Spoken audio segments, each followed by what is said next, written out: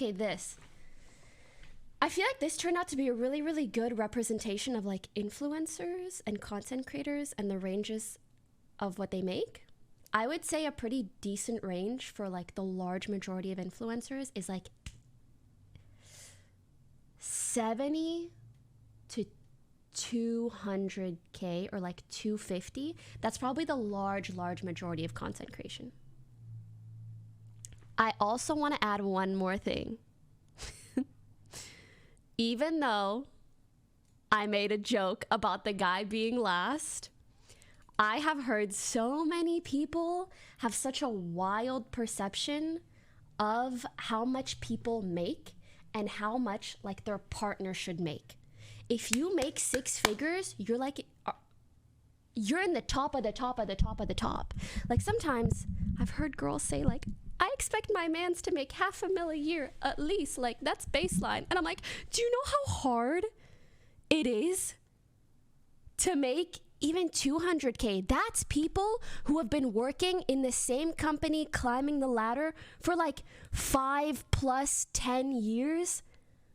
Sometimes that's all I hear. Okay, I just felt bad because I didn't want my joke to perpetuate that. I was just joking about him being last, okay? Again, but I think this is a really good representation of how the outliers, one, it tends to be very much outliers, and two, are in sometimes very difficult industries. And likely, I assume she's been doing this for a while, okay? I feel like everybody else, also this guy, I'm really glad he mentioned that he's a part of like an agency and has like good management, because I feel like that's what makes a difference between making like 275K and like 115.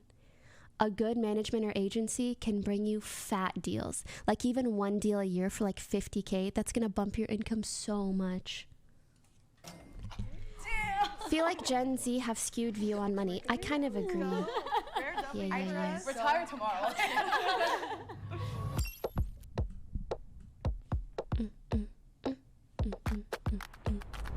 People hate when you make a lot of money in a non-traditional way, and they really hate when you make it off sex work. Yeah. So I was very, very nervous about the reaction.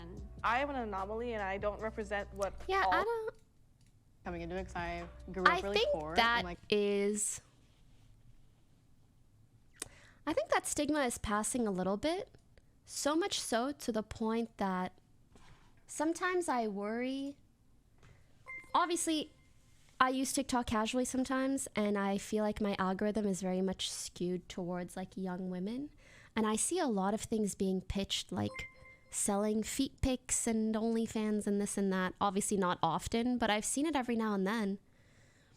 And I see people talk about that stuff, and it's a little bit scary,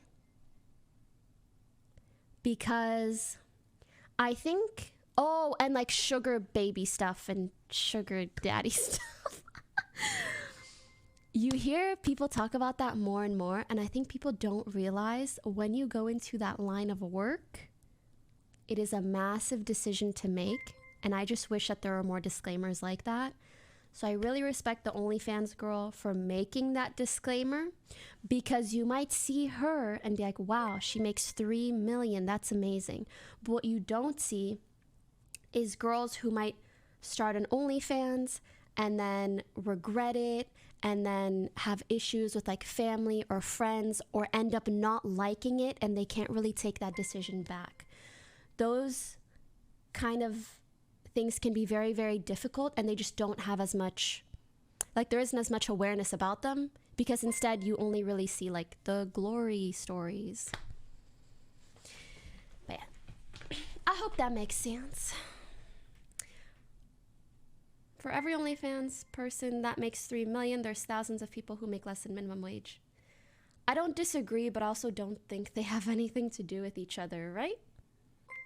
And unfortunately, I think one of the big issues with the way that people perceive sex work is when they see people make a lot of money from it, and they feel that that's unfair.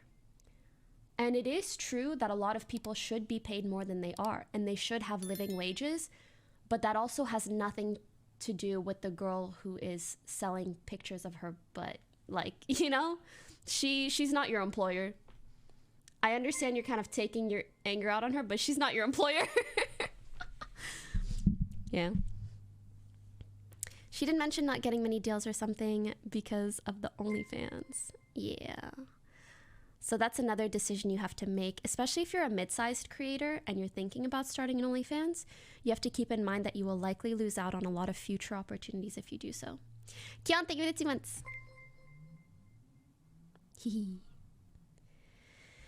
Pretty sure they mean there are other OnlyFans girls that make minimum wage from doing it. Oh, true. I don't think that's what they meant.